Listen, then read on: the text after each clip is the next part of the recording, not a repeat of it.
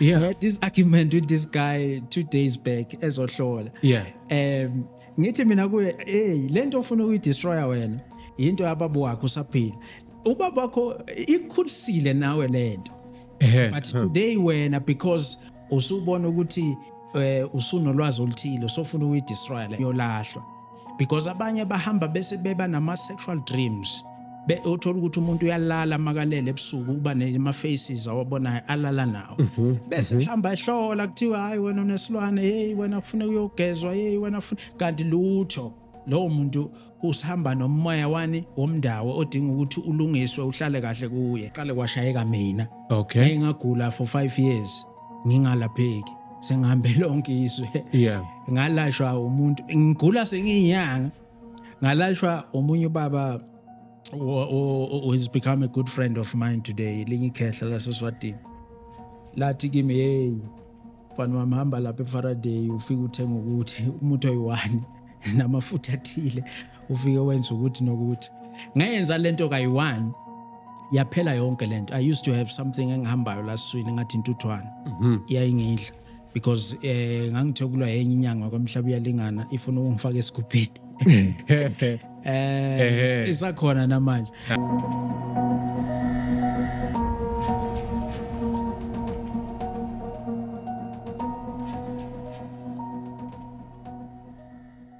Dumela kumolweni sanibona ningizima Afrika namaphethelo nenabengezengeze ngiyabingelela nebakwamdlokumbane vukudla amadoda ezweni elikhulu ningizima Afrika nangaphandle kwayo ke ningizima Afrika phesheya kwizilwandle. Ngiyazi lo mbukiso omkhulukazi bhanya ufikela kuzo zonke indawo siyakhuleka bakithi noma ngabe nikuphi niyazi ningizima Afrika iwona muzi wakithi ke omkhulu bakithi iThemba podcast kodwa ke namhlanje sigijima siyagagasa lapha ke kwi-TRC TV nomelaphi wendabuko we know always ihlezi siletha abelaphi bendabuko silethe abantu abazogadula imbono yayo kwezonkolo nasezintweni ezihlukahlukene ngakho ke namhlanje kuyona ke iThemba podcast ngikulethela inkunzimalanga enkulukazi lapha ke udokotela ake sikubingele khola kithi sekwemukele lapha ke kwi-TRC TV. Siyathoba kakhulu Sotobe ba siyabonga ukuthi sigcine sifikile nathi la ekhaya impela sibonga isikhathi sakho sibonga ukuthi and nama viewers onawo umavuso ke incele mfana obhekisa inkabe ejubukweni isichonga sikhona awusukane nododa bathe unendaba namzokwane enganayo konkodida amaphisi mkhulu Mavuso Prophet Mavuso you pick and choose ukuthi wena ufuna ukubiza ngaliphi kodwa nje yes umelaphi wendabuko ngizinza kakhulu ke endaweni yase Vanderbijl Park la eGoli yeah south of Joburg siyatholakala nako Cape Town Claremont nasempumalanga eMorgan Zone closer to Emelo. all right Yes so yeah ngithemba ukuthi ke namhlanje nami ngiyaqala ukufika la ekhaya kodwa ke yeah thank you for the warm welcome yeah nathi sisekhaya yeah siyathemba ukuthi ulwazi naloko okuncane sizobe sikushare sikukhuluma sibonisana ngako kukhona umuntu lapho noma umbukeli azofunda khona adobhe okuzomphilisa yes ngoba impilo nje injalo kusina kwamagosa kufani awu madoda bathi kusasina mathwasa yeah khawela kithi ukuvetha ukuthi ugcina ufikile ngihamba iprocess ende mina ukuthi ngiwelcome umuntu ukuthi efike ezela kumbukiso because nginayo into ethi ngifuna ukuthi uma ngikhiphe information yakubantu ngikhiphe into legit yabo indoda sikhuluma ibanga elide mfethu ngadulisana ukuthi nje igcina ufikile but ngenento ethi ngifuna ukwazi ukuthi bakhona abantu ukuthi mina ngizalwe ngembethe yes lapho ngihamba khona kuthiwa nginenhlahla ukuthi ngizalwe ngembethe inhlahla ikhona kwesinye isikhathi ngizalwe ngembethe futhi kodwa ihlanjululiwe le yanto yokuzalwa wembethe ake sihlale ukudabeni mfethu uma kuthi umuntu uzale wembethe kusuke sikhuluma ngani yeah no ikhona into enjalo it exists unfortunately ngoba sesifundile wena Sotobe yeah abelungu banama explanation abakunika wona okay uma bebona impawu ezithile ekuzakeleni komuntu umuntu uzalwa on embiotic sac noma uzalwa ecover iplacenta noma bese belungu bathi no mhlambe it's it's early birth mhlawumbe Yeah. umntwana Yeah. kanjalo yabo but thina ngokwesintu nangendlela esilandela ngayo kuloko kusuke kusho ibanga elithile nento ethile emntwaneni lokho so kwezalo kwembethe kuhlukene mhlawumbe igaba ezintathu uma ngizokubekisela Alright. number 1 iloko esikuchazayo ukuthi you are in an embryonic sac kusho ukuthi use uku-placenta ingubo ekukhaverile your whole body ophuma nayo. Number 2 ukuthi ugegezelwe i-umbilical cord which is what we call cord bedding. Sizothanda ukusifaka kancane isingisi Yeah. ngoba ezinye izinto njoba singabantu abasha siphinde sizabantu abasakhula nabaphesheya kwilwandle asiza amaZulu kuphela Yeah. so Yes. abantu bangabe offended la Yes, yeah. so siphinde sibe nenye into uhlobo lwesithathu Venex bayibiza Venex yes la uthola ukuthi unamagaqa amhlophe emzimbeni Yeah. zonke lezi igaba esizibalayo zisho into ethile mayelana nomhlanhla mayelana nesiphiwo mayelana namandla umuntu osuke enike wona Yeah. kodwa akusho ukuthi njengoba uthi sithi uzalo wembethe kusho ukuthi automatically uzoba nemali Okay. that's a misconception esiba nayo kulomkhakha noma into esiyibonayo ukuzalwa kwembethe njengoba sisho kusuke kusymbolize isiphiwo noma amandla athile lawo mandla could be political ukuthi Right. wena uzoba i-politician Okay. wena uzoba usomabhizinisi wena uzoba umuntu okwaziyo ukusiza abantu noma oba umfundisi noma unamandla athile yes kube khona futhi ukuthi unesiphiwo ke unesiphiwo somngoma sobnyanga sokusiza abantu njengoba ngiqhazile but manje la ifike inkinga ibe khona isekutheni leyo nto yes noma uzalwe nayo but it's not automatic ukuthi njengoba uzalwe nayo isizokwenzeka kanjalo abantu abaningi ngenxa yokusela ulwazi sibona beba nama challenges empilweni babhekana nezimo ezahlukahlukene ngoba bangakakhona ukuxhumana nalomhlanhla noma nalento esithi ikubo noma bezalo bembethe yona Yeah. so naloko kuyehluka futhi njoba singabantu esisebenzisa kakhulu ithonga ukuthi iliphi leli thonga elikunika lenhlanhla elake bomama elake bobaba ugogo umkhulu umuntu onjani lokho sekubiza ukuthi uma usithi uyayilungisa wena lento yokuzalwa wembethe uyilungise endaweni efanele ubize abantu abafanele unfortunately sinesimo esithi abantwana manje abahlawulwa abantwana bazalwa outside of marriage outside of wedlock othola ukuthi kodwa noma bezaleke kanjalo kodwa wena uforced ukuthi umnike sakhe isibongo kanti umhlanhla balomntwana busasele kibonina njengoba ungazange wenze lutho Yeah. lo biza ukuthi ke manje lento esithi thina uzalwe embethe noma izinhlanhla uma eyilungisa bese eyilungisa kwenzeke mhlembe eyilungise la ekhaya kubo kibo baba Yeah. kanti lento akusiyona kibo baba kibo mama Yeah. yabona so now lento ibese iba inkinga ke ekutheni ilungiseke kanjalo nangaphandle kwalo I'm just trying to highlight ama challenges akhona kuyenzeka uthola ukuthi ke bese iyatshontsheka lento ngoba kwesinye isikhathi uthola ukuthi khona esibhedlela ingubo yakho iyalahleka noma uyithole Yeah. ikhona ke indlela ukuyibuyisa lengubo siconnect nawe ukuthi ikhone ukuthi ibuye futhi iphile kuwe ibe inhlanzi but abelapha abaningi ozakwethu bagangile manje ngoba leyo nto leyo vele isho umhlandla obuthile so into esithi number 1 akufuneki uthi uzalo wembethe bese sithi ingubo yakho soyimbula kumelaphi wendabuko because like I said leyo nto le is connected to who you are nedlozi lakho manje ufunani ke komavuso ube wena ungusodobe so yiko ke lapho sithola ukuthi abantu sebayathwebuleka athi umuntu ayi ngangazi ukuthi ngizalwa ngembethe kodwa nganele ukuthi ngiye kumavuso ayongenzela lento le umhlanhla bamba vele bashabalala noma izinto zami zabe sezishona phansi yabona so sisachaza yona indaba yokuzalwa ngembethe ukuthi abantu ababe careful kulezo zinto yimapha ama signs mhlawumbe ungasho ukuthi umuntu ozalwe ngembethe ubona ngani umuntu ozalwe ngembethe kuba amaphupho esikhathi esiningi because lo moya lo ombethe kuya ngokuthi umbethe ini is important unoma ngabe na uyohlola bekutshela ukuthi uzalwe wembethe, the next question that follows ngimbathe ini, Okay. because it's not always the time ukuthi umbathe into eyinhlanhla, yabo.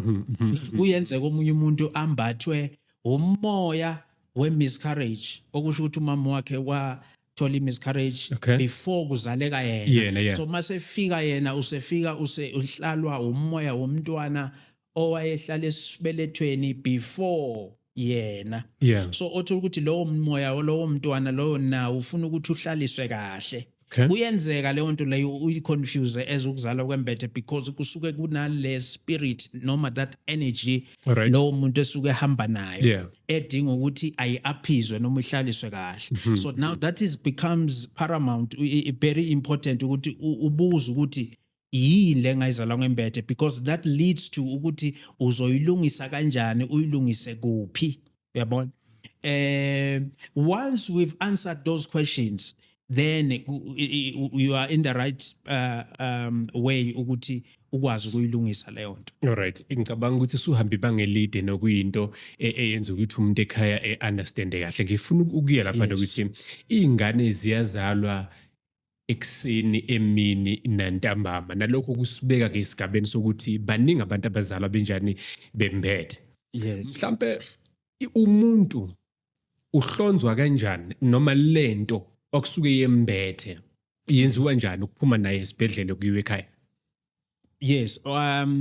Preferably ukuthi isikhathi saqala abantwana babangazalwa ekuphi esibhedlela. So preferably kuba right ukuthi uma uyibonile into enjalo yithathe leyo ngubo noma yicele, noma abazinye izibhedlela bangasakuvumi ukuthi lokho kwenzeke, kodwa kube lula uma kanjalo, uma ngabe uyithathile, especially i-ambiotic sac le ethola ukuthi iba khona. And then ke bese lowo mntwana loyo makufikwe ekhaya kutholakala isilwane noma kutholakala imbuzi, to be specific. Lena ke manje ezofike ibike noma ngoba wonke umuntu sike sizwe nje masidelelana athi omunye umuntu mina ngazala ngabikwa, ezama ukutshela ukuthi nginedlozi noma kunabantu abangigadile. So as a foundation noma culturally vele wonke umntwana ufuneke abikeke esidalweni ahamba naso uma esekhona. So but kuyenzeka ke manje uthola ukuthi abanye ababi nayo leyo opportunity ukuthi mase fika ekhaya noma azi ukuthi le nto le bekumele ngiyithathe noma ngize nayo la ekhaya. Isibiza ke manje ukuthi kodwa nakhona the problem esinayo sodobe ukuthi abantu njoba bathi idlozi alibasebenzeli noma izinto zamadlozi azibasebenzeli. The first question is, awukwazi ukukhulumisa into enjalo ungakabuki la ekhaya ukuthi umsamo ukhona yini. Awukwazi ukukhulumisa into enjalo ungakabuki ukuthi wena uzaleke kanjani. Lo msamo wala ekhaya uyaphila, uclean yini. Uma ukupushise umpepho lapha noma uthi uyakhuluma nizokhuluma kuzwakale yini. Because we have a lot of people who are boasting, abanye baze befuna ukukushaya uma ubatshela ezinye izinto bethi ayile nto leyo ungayenza man. Usho kanjani uthi lento lena ngizange ngiyenze. But you find people with an expectation yokuthi njoba ngishisile impepho, njoba ngikhulumile emsamo, njoba ngishilo ukuthi automatically idlozi la ekhaya kufanele ngizwe. Kodwa angakaza ubika umuzi. Angakaze aligeze walifaka la ekhaya. But now wena awukwazi ukuthi wena uzothi ungenzela iphathi ungangimemi mina. Ungenzela kanjani iphathi kodwa awukazi ungimeme, ngizwa nje over the phone noma. So now that is the key. So izinto lezi kufanele zibukakala. That is why ngithe kuwe ukuzaleka kwakho ukuthi lo mntwana lo uzalwe in marriage or outside of marriage. Yizo zonke lezi zinto ama questions okumele uwabuze, ngoba abalulekile ekutheni lento ke manje osomlungisela yona noma lenhlanhla othi uyamlungisela yona uzomlungisela kanjani. Yabona, sekubiza ukuthi ngabe ummikisa komalume, sekubiza ukuthi ngabe kunesidalwa sokomalume noma kunomuntu wakomalume oyi representative okumele abe khona la yini la ekhaya uma lento yenziwe. Yabona, sekubiza ukuthi sibe ne guidance from umelaphi wendabuko. Yabo, unfortunately lezi zinto vele izinto bezaziwa abantu abadala nakithi ukuthi uma zimele zilungiswe kanjani. But manje ngenxa yobuthakathi, ngenxa yokuphehlelana amanzi amnyama emndenini, yonke into oyenzayo ungaveli uyenze ungakayihlolisisi. Alright. Because kuyenzeka uthola ukuthi la ekhaya even nalempepho futhi ufuna ukuyishisa nacushwa ngayo. Umuntu la ekhaya uphehla amanzi amnyama. So uthola ukuthi wenza a right thing, but uyenza endaweni engcolile. Yeah. So as a result aswatholi ke impumela efanele. So in short mhlambe sibuyela la ekutheni uyiziphi izimfanele ekumele zenzeke. Izo zona leze ekutheni akubikeke phela lo mntwana lo utholakale enzelwe leyo nto leyo efanele imbulo lengubo. Uma imbulo ake kufuneka amagobongo akhona esambulo, kufuneke ukuthi agezwe, uma seyalahleka kufuneka umhlwehlwe afakwe lo mhlwehlwe leyo ukuzwe ukwazi ukuthi ube symbolic of leyo ngubo leyo sidayisekho. Kuyenzeka uthola ukuthi omunye sebayitshontsha noma sebayithwebula, sekumele ke manje siyibuyise, kodwa ke ukuyibuyisa kakhulu usuke soulwa ngoba umuntu uma ithwebula umhlanhla bakho akabuthathi nabo ngokuthi uyabucela nje uyaphahla, usuke sebenzisa imithi ukuthi athwebule leyo nto leyo. So usekufuna ke manje siyikhiphe la ivaleleke khona bese siyigeza, bese sikwazi ukuthi siyinamathisele kuwe, yabona. So it is not isikhathi esiningi sinabana abantu abafikayo uthola ukuthi sekonakele, benza wrong noma kukhona umuntu owafika wabaphambanisela. Sekumele ke manje uqale ulungise leyo nto leyo yenzeka wrong, ubuyise lobo mhlanhla noma ubuyise leyo ngubo lawo mandla kuye, bese ubuhlambulula bese buhlala kuye. Okay, mhlambe iprocess yembuzi nokwemukela kwakhe ekhaya, ngifuna ngithathe ungibeke ukuthi le ngubo ibekwa kuphi, kunendawo specific ebekwa kuyona noma mhlambe uma sekubikiwe ngembuzi it's over noma isingalahlwa noma ingashiswa, kwenzakalani process? Yes, no, lokho kubekwa emsamo njoba ngikhuluma yonke into incike emsamo. Okay.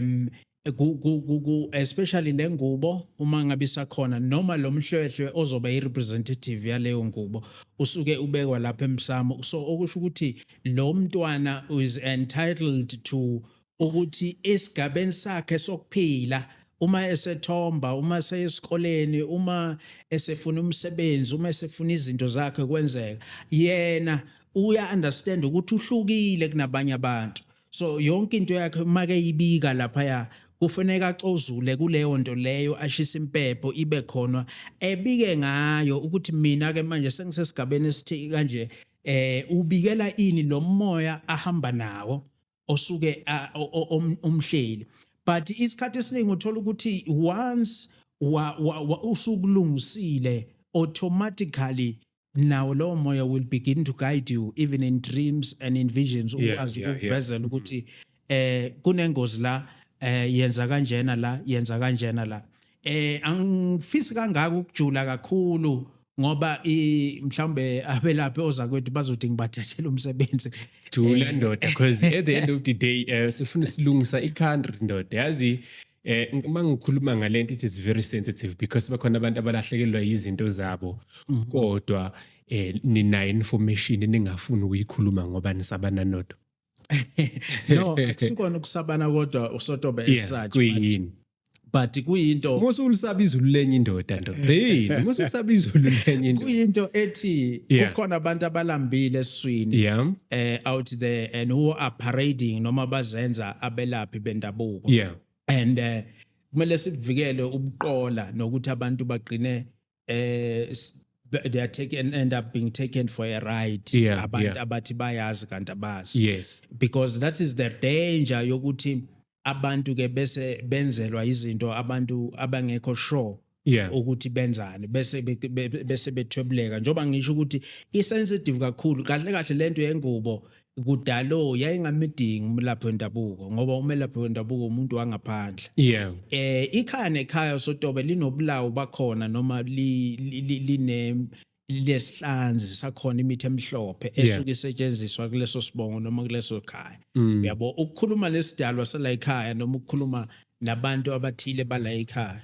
So othola ukuthi ke yibo abantu labo abangamakhehla noma izalukwazi ekusuke zifike zibe khona ukulungisa leyo nto leyo ukuthi zazi ukuthi ngoba umntwana esekhona esefikile masemlungisela kanje, but thina we end up sesikhona sikufika singena lapho as a result ukuthi lolo lwazi selihambe lalahleka, yabona. So into esishoyo number 1, igobongo libalekile mangabe uzombula umuntu, elifuneke lingene inyongo ukuze lihlambulule lowo moya loyo osuke uwenza. Nakhona hayi lo igobongo elispecific, igobongo elibizwa ukuthi elesambulo, elokwazi ukuthi lixhumanise lo muntu ophilayo naloya nalowo moya noma nalo ophila kuye.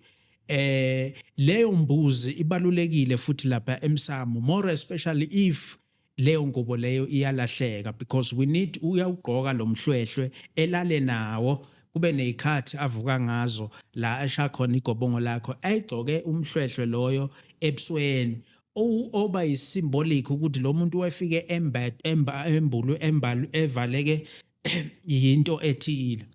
Bese kuba nezalukwazi noma umuntu osokhulile ozokwazi ukuthi ekseni ekwazi ukuthi embule, ekukhulunywe manje bese bembula ke leyo nto leyo beyihlanganise kahle ibe yibhola lakhe leli akahamba ayolishisa noma ayoloku ephahla ngalo. Hayi ukuthi leyo nto leyo isiyathathwa ke iyalahlwa, leyo nto ayilahlwa, leyo nto uphila nayo lowo mntwana njengoba ngiyachaza ukuthi sonke isigaba sakhe ufune azi yena ukuthi uhlukile kunabanye abantu, kunomoya extra ahamba nawo noma akhuluma nawo. And sometimes ke lowo moya depending ukuthi uyini, ngoba kwesinye isikhathi kuba umoya wokwelapha, kwesinye isikhathi kuba umoya nje ukuthi lowo mntwana uzoba nenhlanhla yokwenza izinto eze extra la ekhaya noma abe nenhlanhla ethile. So lo kuza lapho ukuthi lo moya mangabe umoya wokwelapha usuzomguide wona ukuthi ke manje sesifuna thina uyosiphakamisela into ethile kubani noma ukubani wakabani. So uma uthi uyabheka wonke umuntu onomoya wokwelapha kahle kahle usuke anamandla athile noma nengubo ethile asuka nikwe yona. So if uthi ungakayiqali leyo nto leyo wayimbula lapha, lawo mandla usukunawo awakhona ukuthi akumbulele noma akuhambele phambili ezintweni zakho ukuthi hamba kusotobo, usotobo efuneke ekumisela ukuthi manje, ekumisela isikhwama esinje manje noma kwenzela ukuthi manje. That is why today we have a case yokuthi abantu but nginedlozi kodwa ngiyasaba ukuhamba nala likhuluma ukuthi lifunani kimi nalo, ngiyaphupha nje but abakangitsheli ukuthi ngenzeni mina, lento yamadlozi siyanginyanyisa, angikhoni nje uku-understand ukuthi ifunani kahle kahle kimi, yabona. Because kukhona into eshodayo in terms of connection nalo moya esuthi wena ungenile kuwe. And that is why people end up going to umuntu wrong azomenzela into la angathunyelanga khona, because there is a missing link somewhere. Naboza kwethu ke bayahluleka ke lapho ukuthi ngoba kukhona elinye igobongo esilibiza ngokuthi igobongo lokuhlunga imimoya. Uma sihlunga ke imimoya sizuke sisho ukuthini? Sisho ukuthi siyakubona ukuthi unayo inhlase ethi wena unesiphiwo, kodwa manje asazi ukuthi isiphiwo bani lesi. Sifuna ke manje kuyihlunga lemoya ohamba nayo ukuze ikwazi ukukhuluma ukuthi wena umuntu wesithunywa umthandazi noma wena umuntu okufuneka nje igobongo lomdawe kuwe, ukuze ukwazi ukuthi into zakho zibe right, ungahambi uyogida ingoma noma ngabe kufuneke uyogida ke ingoma okusho ukuthi uyathwasa, uyahamba uyoguqa, noma ngabe kufuneka nje wena sikuphakamisela isikhwama sobugedla obuthile, noma ngabe kufuneka wena sikuhlambululele inzunza yakho ohamba nayo emanzini ikwazi ukuthi ikuphakamise ikunikeze umhlanhla. Sengizophuma mhlambe kuletha kule yokuzalwa umbethe. In short, ayiboli lento. Ngizwe ngathi uthi uyayicubungula uyihlanganise nempepho uyishisa, ayiboli? Because ayikwazi ukubola, especially le ngamafutha, because kusuka ngamafutha la. Kunendlela futhi eyomiswa ngaya ngithi. Uma uyithathile kodwa uma ngabe le ebuya esibhedlela noma ubuya ngayo kuyafana bayibiza inongwane noma inkaba. Kunendlela la igcitshwa khona ekhaya noma kuba sesibayeni noma kuba sendaweni ethile la nazi khona ukuthi kwesinye isikhathi nikhuluma idlozi lapho ngoba idlozi alithethwe emsamo endlini kuphela kune amakhaya wafani ke kuye kube nezinye indawo more especially esibayeni noma ngenhla kwesibaya noma ngenzansi kwesibaya la uthola ukuthi khona kunabantu kunesimboli lapho ofike kubekeke khona ukuthi cha kwesinye isikhathi sifike siphahle la noma sikhulume nabantu abadala la so ezinye izinto ezithita lezo zinto ziyigqitshweke lapho ke okuvinjelwa ukuthi ke mhlambe zingafikeleli ezandleni ezirong noma zikwazi ukuthi always connected to umoya wedlozi noma idlozi la ekhaya. Yeah. So like nowadays sesiphilisa manje kodwa asikubalekile ukuthi into efana nalezo kuyikhona. Yes. Amanesi asebenza lapha e-maternity noma esibhedlela lezi zinto ekhathini eziningi instructed ukuthi awasayikhiphi kuba inhlahla lise umuntu uphume nayo. Abantu abaphila isintu noma abayifisayo lezi zinto ba-affecteka kangakanani ukuthi umuntu uzalwe embethe kodwa inhlahla yakhe uyishile la esibhedlela? No kakhulu because abayoza kwethu basebenzisana nabo amanesi. Basebenzisana namanesi? Yeah. Kanjani? Kodwa isibuthakathi ke leyo. Alright. Yokuthi uma sekutholakala ukuthi kunabantwana abazalwe ngalesi simo ngoba it's not every child aloka sikuveza. Yeah. Kodwa uthola ukuthi uma izaleke ngaleso simo bese unesi keep up kuntshentshe ingubo emdayisela umelaphi. Yeah. Because lo melaphi uma esithole leyo ngubo usebuthwebule bonke ubunhlanhla baleyo ngane. Yibo ke isikhathi esiningi uthola ukuthi abanye belaphi begcine bephakamisa abantu aba-ordinary ngaleyo ngubo yalowo mntwana leyo ngoba bakhonile ukuyitshontsha. So I think as a result that was a mitigation factor ukuthi i-government izama ukuthi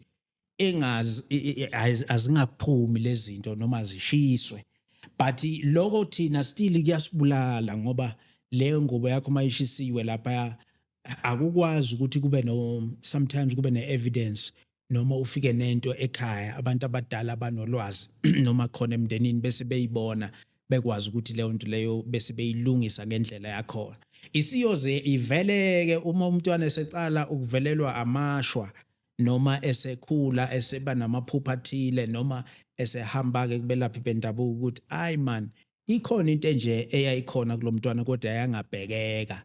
So manje as a result ke sekumele ibuyiswe manje lento ke ilesikhathi ke manje sekutholakala ukuthi sesimele sithola ama solutions, sithola amagobongo, sithola imbuzi, sithole zonke lezi zinto lezi sizama ukubuyisa lobo yabudladla. But nakhona angeke asik-emphasize ukuthi into mase ithwetshuliwe kanjalo leyo nto leyo isuke yosetshenziswa, leyo nto isuke iyohlanganiswa nezinto engisho ukuthi le uma ngabe kwenzekile ingubo yakhe yatshontshwa wena ungazi.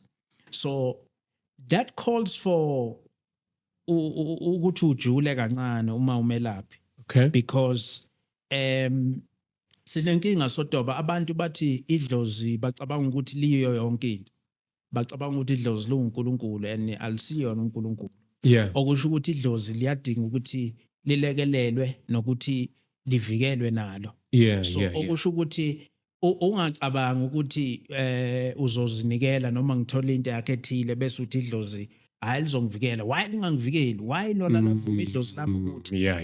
Leyo nto leyo isuke lingacelwa, kusuke kusetshenziswa itilwane, kusuke kusetshenziswa imithwebulo, imithi ukuthi leyo nto leyo iconvinceke ukuze kuthathwe lo mnhlanhla. So nawe masobuyisa awukwazi ke ukuyophahla igobongo noma ukuyophahla ucabanga ukuthi umnhlanhla bakho buzovele bubuye kanjani. Sekufuna nawe ube aggressive towards that situation, ulwe ukuze ubuyise leyo nto leyo by force bese uyigeza ikwazi ukuthi iphile kuwe. Yeah. Ikhawela kithi sidlula kamnandi kuleyo mhlambe uma ngabe umbuke lapha na ke ekhaya enombono noma ikhonto ayazi about that, please express your views mhlambe ngokulike nangokucomment. Sifuna ukuzwa ke umbono wakho lapho ke ekhaya. Mfoka baba engila manje amandiki namandawe nenzuza yini le? Hey, singakhuluma kushonilanga lapho but ke eish asiqale la ngomndawo ngoba Asiqale ngenzunza. Yeah. The reason why ngiyibalekela inzunza is because izokudida uma inzunza umoya wokugcina kahle kahle. All right. In the hierarchy All spiritually. right. Which means asiqale kuwona umndawo. But yeah, ngizofika kuyinzuza ngiyibalekele kanjani. Number 1. But I want to take you step by step Yeah. because ngifuna uunderstand lento. Baningi abantu abadidekile namhlanje nakoma social media bakhuluma abantu ngalezo zinto lezo. Okay. But abazi ukuthi zakheka kanjani futhi zisho ukuthini umuntu. So into ukuze uyibambe ufuna uqale uyibuze ukuthi yakheka kanjani, ifika kanjani lento le ukuze ibe khona empilweni yomuntu, uyabona. So for example umndawe wakheka ngezindlela eziningi. Umndawe, as the word says, there is a ndawe, there is umndawe. Ndawe refers to the tribe ethile yabantu. Okay. But uma sikhuluma ngomndawe sikhuluma ngomoya othile odinga indawe, as the word says. Okay. Okusho ukuthi umoya lo okungasiwona wakini noma umoya ofika osuke ufuna as a refuge spirit ngesingisi, okusho ukuthi umoya odinga ukugezwa noma uhlanjululwe indlela thizeni bese uyaphila kuwe. Kodwa uma uphila kuwe usuke uphila ngenhloso ethile ofuna ukuthi uphile ngawo. So leyo nhloso can vary ukuthi ufuna ukuthi ulaphe, ufuna ukuthi ukuphakamisela inhlanhla ethile, ufuna ukuthi ukusize ngendlela ethizeni. So now ukwakheka komndawo kuyahluka.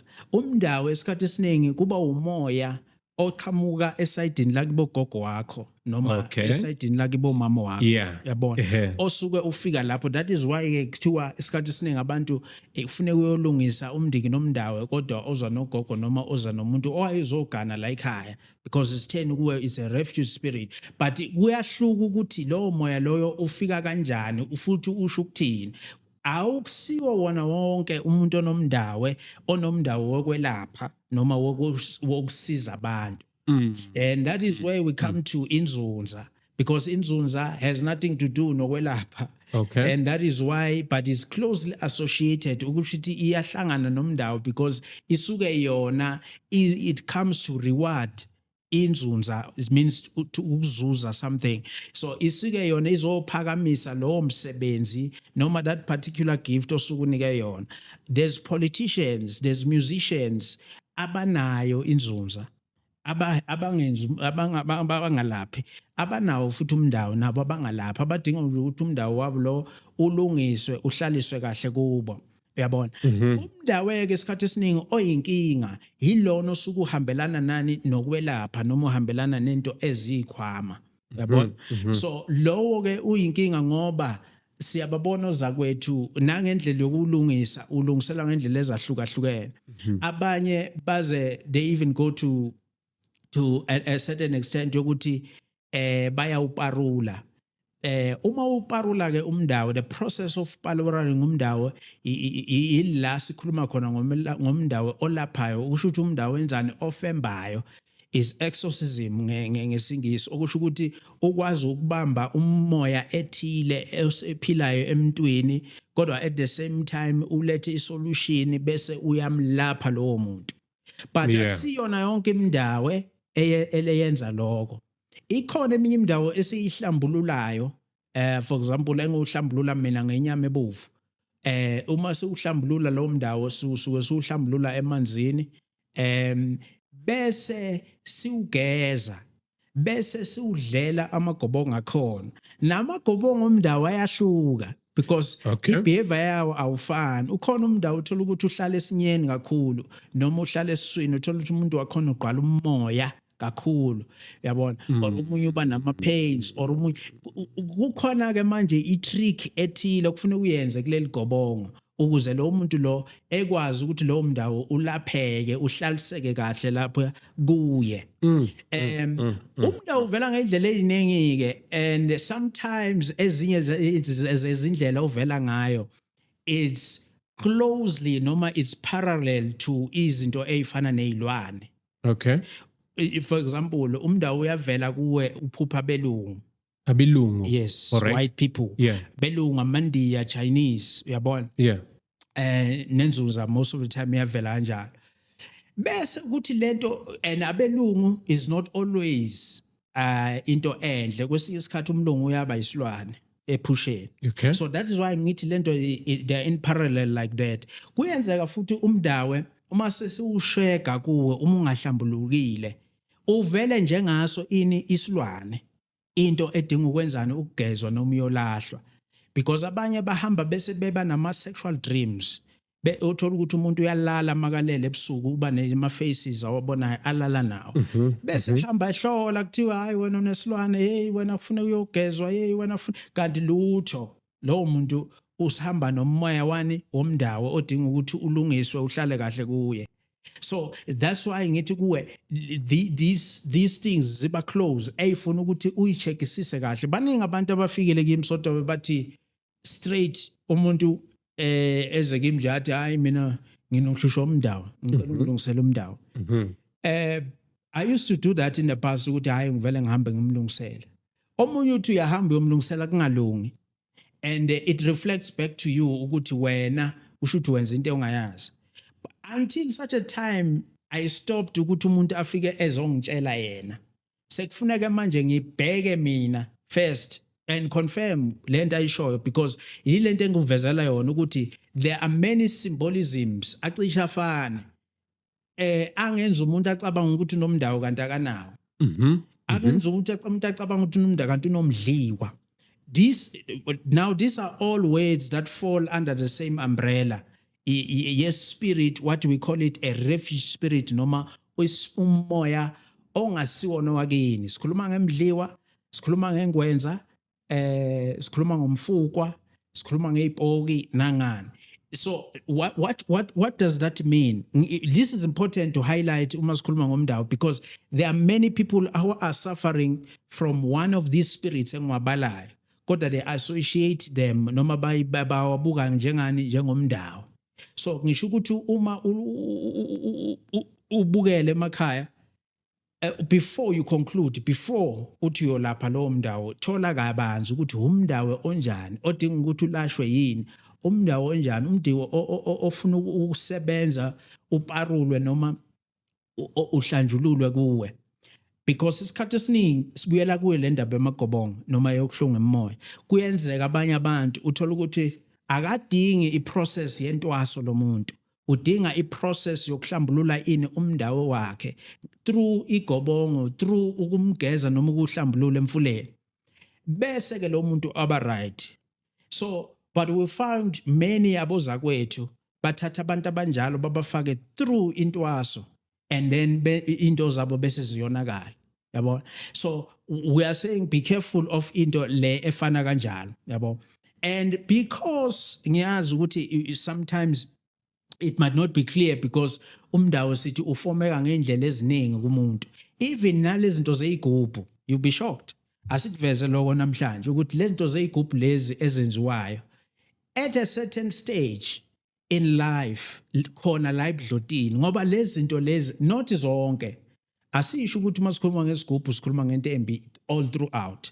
Zikhona igubhe right but zikhona othola ukuthi mazenzeka zivuswa nemimoya ethile efika iphile la ekhaya yes ifika isebenze lemoya la ekhaya ilethe umcebo ilethe izinto but othola ukuthi at a longer run lento isijayele la ekhaya has become part and parcel of ubudlozi bala ekhaya and as a result it is now behaving the same as umndawe because idinga indawo la ekhaya.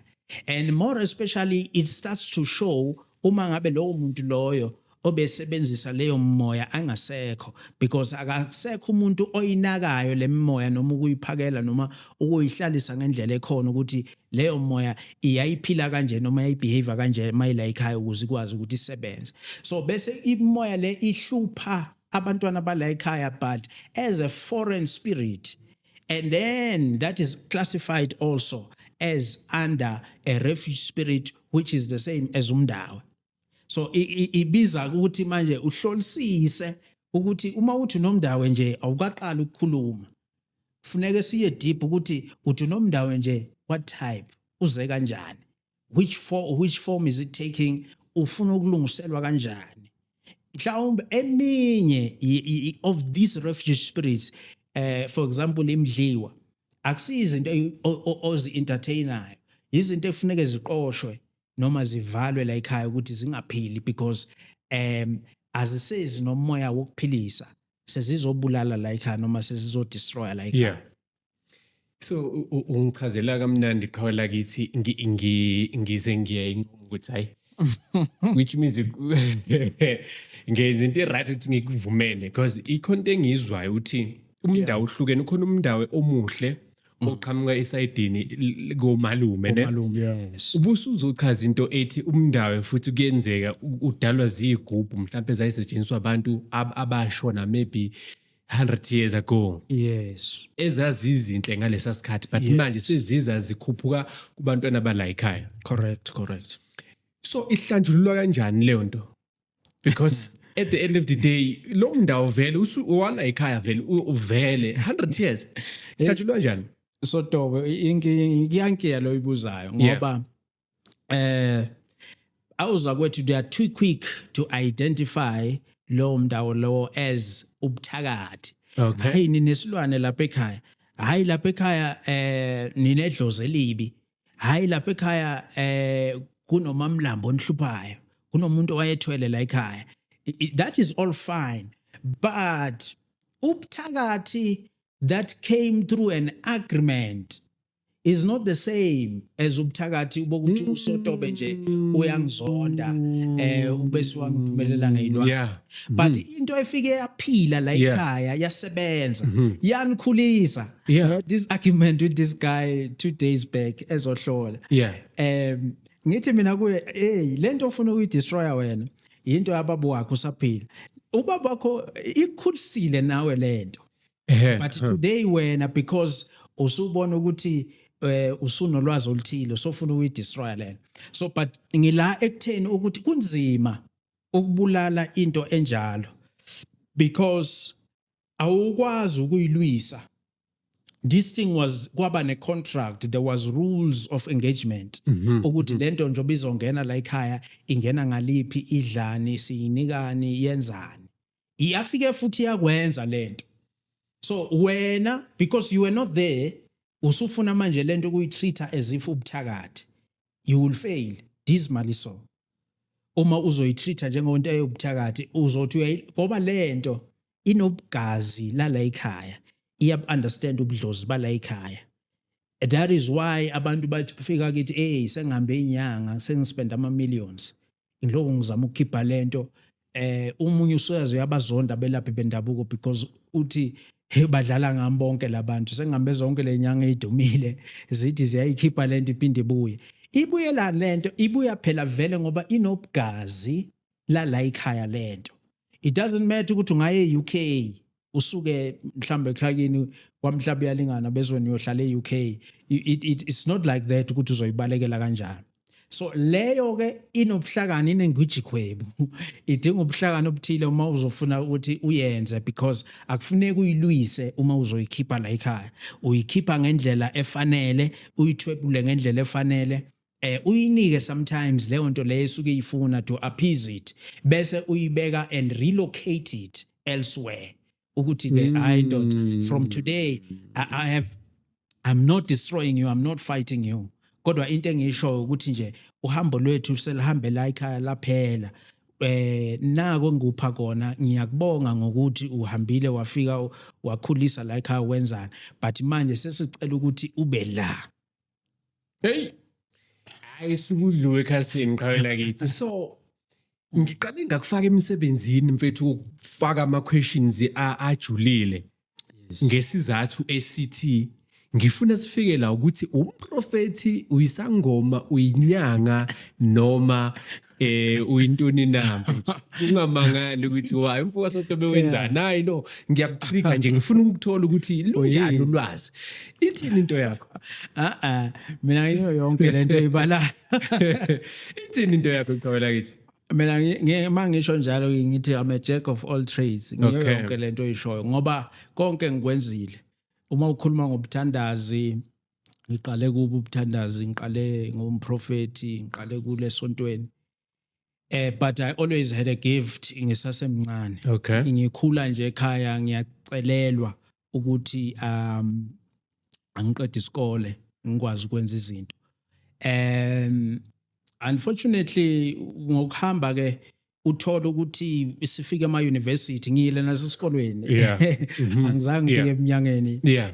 I'm an engineer by profession ngisebenzile kakhulu Yeah. so mangifike eVets mangikhumbula I'm doing my first year eVets angihlangana nabafundisi but hayi this thing is yobunyanga ayisebenzi lento lena if any man be in Christ baquote 1 Corinthians chapter 5 verse 17 Yeah, that's is it. a new creation Yeah. all things are passed away Okay. okusho ukuthi ungabulahla konke lezinto ezikulandelayo lezi ngokuaccepta nje uJesu yabo so I did ngaba umfundisi khona but yayiloko ngilandela lento because my background ukuze ngikwazi ukuthi ngifike esikolweni ngacelelwa ekhaya ukuthi hey umntwana usasemncane sicela ukuthi ke kwenzeke nje Yeah.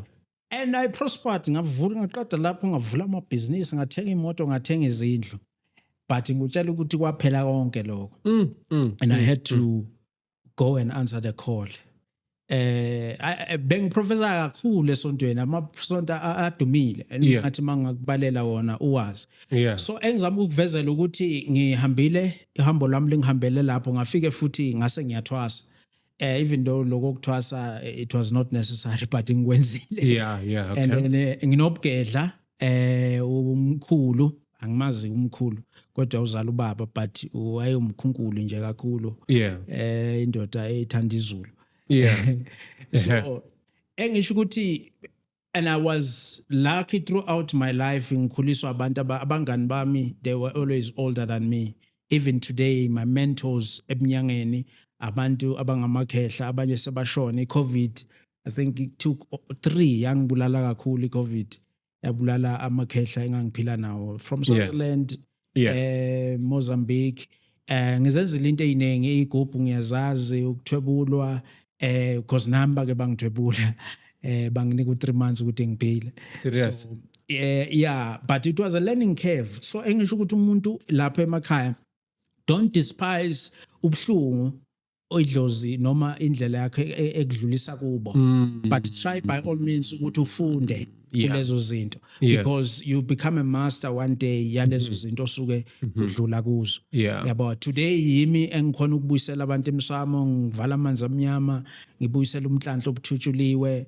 ngivale zona izithwalo ngathi mangiqala mina ke azange ngiqale ngisebenze ngobunyanga ngaqala ngasebenza through indlela yesonto so but ngathi mangifika sengisebenza ubunyanga into zami zavele zajula ngavele ngaphathi imithi nje esindayo yabo so because of what was already exposed to yabo so engisho ukuthi zonke lezo zinto ngiyahlola kakhulu okay ngicale ngahlola ngokwesonto but ngaphinde ngathwasa senginendlela eziningi zokuhlola ke manje njengobugedla ngoba phela iziningi izinto ezivuswayo izenziwayo and ngiyakholelwa kakhulu ekuhloleni because into efike esishaya kakhulu sotobe awukho umuntu powerful emhlabeni okay because uma ngabe into in line nobudlozi bakho ngingakunika lamanzi engiwaphuzayo afika kusebenzele ngibe lamanzi engiwakhela lapha empompini bese wena ugijime ulande isandawana ulande umhlume kaNhloyile eMozambique ngo50,000 ifike ngakusebenzile usetshenzele yini amanzi omunye kufike kwenzeni kumsebenzele so it's that now umuntu powerful becomes relative ukuthi to whom you are dealing with awukwazi ukuthi njoba into uyenze kanje namhlanje nosotobo uzomenzela kanjalo nobani uzomenzela kanjalo so isizama ukuveza ukuthi abaza kwethu abayithathe serious leyo nto because uma uthi uyabheka izinto ezifike zashaya abantu abaningi kulomkhakha esinawo ukwenza izinto through experience is good but amalanga nabantu awafani no ngiyezwakala qhawula kithi so ngamanye amazwi uyahlola mfethu yes uyayikhipha izinto eziyizilwane kubantu. No kakhulu. That's my, because njengoba ngaqala ngikutshela ukuthi kwaqala kwashayeka mina. Okay. Ngingagula for 5 years ngingalapheki. Sengihambe lonke izwe. Yeah. Ngalashwa umuntu ngigula sengiyinyanga. Ngalashwa omunye ubaba who has become a good friend of mine today, linye ikhehla laseSwatini. Lathi kimi, hey mfana wami hamba lapha eFaraday ufike uthenga ukuthi umuntu oyi1 namafutha athile ufike wenza ukuthi nokuthi. Ngenza lento kayi1 yaphela yonke lento. I used to have something engihambayo laswini ngathi intuthwana. Iyayingidla because ngangithebulwa yenye inyanga kwamhlaba iyalingana ifuna ukungifaka esigubhini.